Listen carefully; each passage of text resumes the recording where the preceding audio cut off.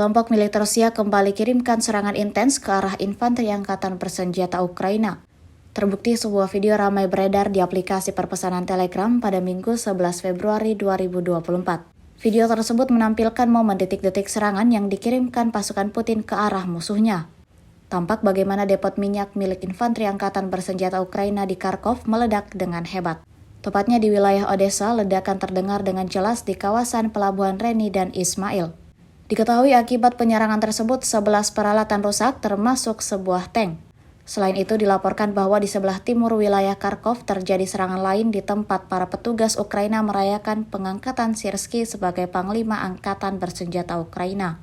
Pada malam hari terjadi serangan besar-besaran oleh Geranium Rusia di Kharkov dan Odessa.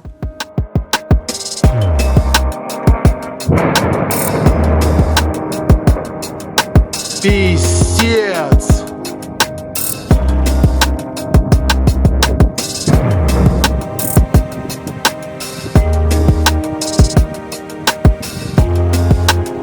Вот это да!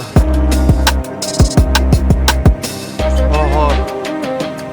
Охереть можно!